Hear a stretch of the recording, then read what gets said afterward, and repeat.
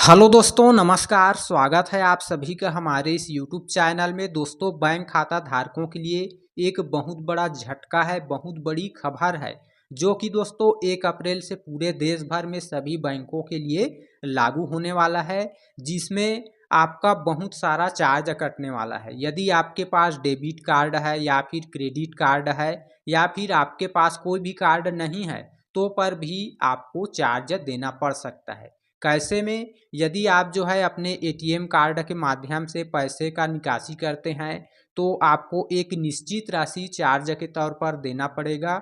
यह राशि आपके अकाउंट से ऑटोमेटिक कट हो जाएगी। उसके बाद आप अपने एटीएम कार्ड से मिनी स्टेटमेंट चेक करते हैं, निकालते हैं, या फिर आप जो है एटीएम कार्ड के माध्यम से बैलेंस चेक करते हैं, तो पर भी आपको एक निश्चित राशि चार्ज के तौर पर जो है पे करनी होगी। यह राशि भी आपके अकाउंट से ऑटोमेटिक कट हो जाएगा। उसके बाद साथियों, यदि आपके पास एटीएम कार्ड या फिर जो है क्रेडिट कार्ड नहीं है, तो पर भी यदि आपके अकाउंट में जो है मिनिमम बैलेंस से कम होता है, तो उस स्थिति में आपको जुर्माना देना पड़ेगा।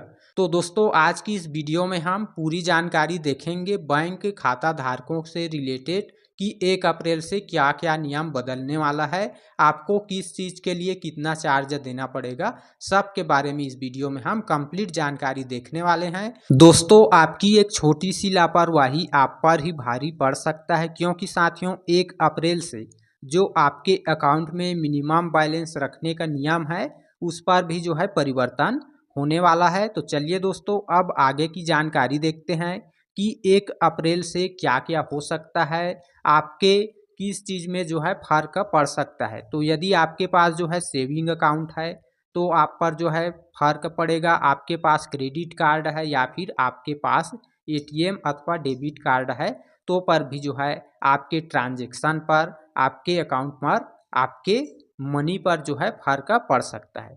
यहाँ पर देखिए दोस्तों, चार्ज कौन सी स्थिति में आपको देना पड़ेगा।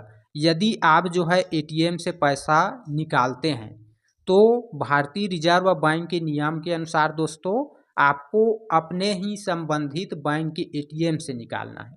अब देखिए, मान लिया जाए आप दूसरे बैंक से निकालेंगे, तो जो मुफ्त निकासी की लिमिट है उसको अब कम कर दिया गया है। कितने बार तक आप जो है दूसरे बैंक के एटीएम से जो है आप पैसा निकाल सकते हैं?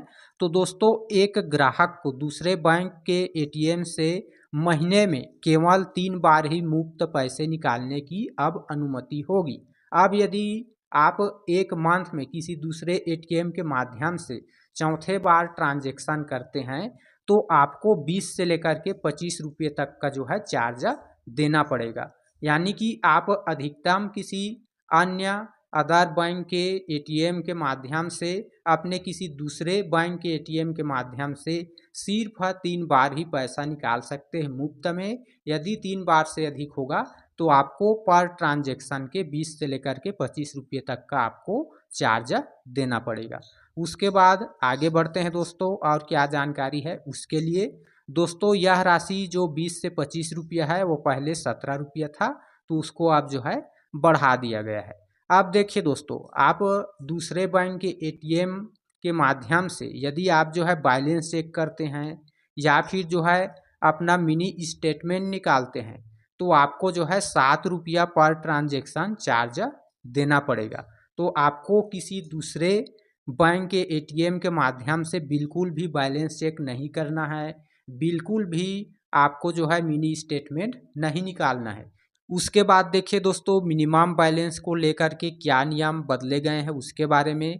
तो यदि आपका बैंक अकाउंट स्टेट बैंक में है, पंजाब नेशनल बैंक में है, केनरा बैंक में है, या फिर कुछ अन्य बैंकों में आपका अकाउंट खुला हुआ है, तो उसमें मिनिमम बैलेंस से जुड़े कई नियम में बदलाव कर दिया गया है।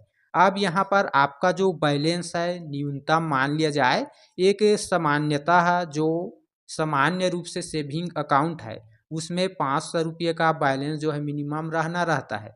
तो आपका जो है 500 रुपये से 1 रुपया भी कम होगा, तो आपको जो है अतिरिक्त चार्ज देना पड़ेगा, यानी कि आपको जुर्माना देना पड़ेगा। समझिए, तो इस तरह जो है बहुत सारे नियम बदल जाएंगे 1 अप्रैल से।